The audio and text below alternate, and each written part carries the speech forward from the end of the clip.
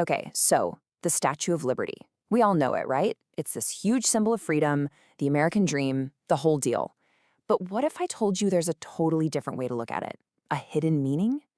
Well, the source material we're digging into today tells a very different story.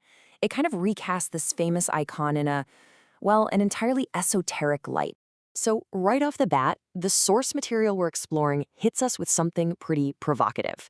It sets the stage for everything else we're going to talk about. It makes this really sharp distinction with one sentence. Liberty is given or taken. It is not freedom. Just that one line, it basically forces you to completely rethink the main word we all connect with the statue. So, what's the difference then? What does that even mean?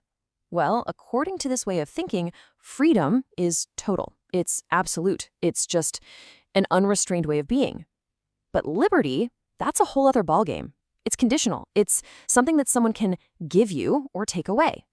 You see, it implies some kind of constraint, a chain, and that idea of a chain is absolutely crucial for where we're going with this. And this brings us to the core idea.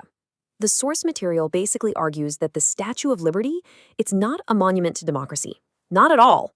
Instead, it's a deeply coded Masonic symbol. Yeah, related to the Freemasons. And they call it the avatar of the monarch. I mean, that just completely reframes the entire statue, doesn't it?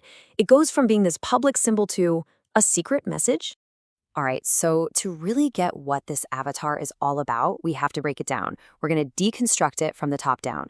Our source actually calls this its celestial anatomy, and we're about to go through it piece by piece. Okay, let's start right at the top, with the head. The source doesn't just see copper here. It sees a symbolic head of rock. And this rock, it says, is a representation of the moon. It's given the label alpha, the beginning. So right away, the statue's consciousness, its very head, is being tied directly to the moon. Moving down a bit, we get to that famous seven-pointed crown. Now, most of us probably heard it represents the 7 continents or the 7 seas, right? Well, this text says nope. It calls it the corona crown and links it straight to the sun. And if the moon was alpha, well, you guessed it, the sun here is beta. So what about the rest of her? Those big flowing robes that make up her body? The source interprets this as a body of water. And this represents the final piece of the puzzle, omega, the end. So boom, you've got this complete symbolic trinity, a whole system, built right into the statue structure. So, just to quickly recap that whole symbolic system. The head is the moon, that's alpha. The crown is the sun, that's beta. And the body is water, omega. It's the beginning, the middle, and the end, all right there in one single figure. Okay, now let's shift gears and look at maybe the most prominent feature of the whole statue, that torch she's holding up high.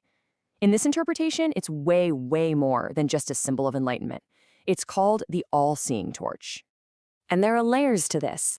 The torch is identified as the all-seeing eye, which you see a lot in esoteric symbolism. Its light is said to be the light of Polaris, the North Star. That one single point in the night sky that doesn't move. And even the shape of it is important. It's associated with something called the Tau Pas, which is an ancient symbol that looks like the letter T. So it's not just a lamp. It's this powerful beacon of divine sight and cosmic stability. So we went from the highest point, the torch, and now we're going all the way down to the lowest, and honestly probably the most overlooked detail, the chain at her feet. And this is where that initial idea of what liberty really means becomes crystal clear. Hey, remember that first slide, liberty is not freedom? Well, here it is. This is the literal, physical symbol of that very idea. The source argues this chain isn't broken to show her casting off tyranny. No. It says the fact that the chain is there at all is what defines liberty, as a state of being anchored or tethered, restrained. And this is wild.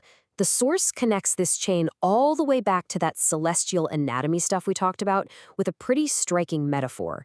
It claims the chain symbolizes the moon itself, calling it a wrecking ball anchored in the sky.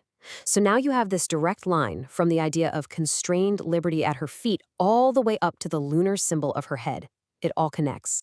Which brings us to the final part of this whole interpretation, and it's definitely the most provocative. I mean, if the chain being there is so important, what would it mean if it were to break? And this is where we get into something that sounds a lot like a prophecy.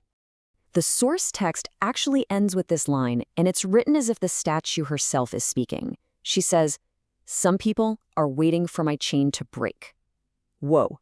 That suggests this whole state of liberty, this state of being anchored, isn't meant to be permanent.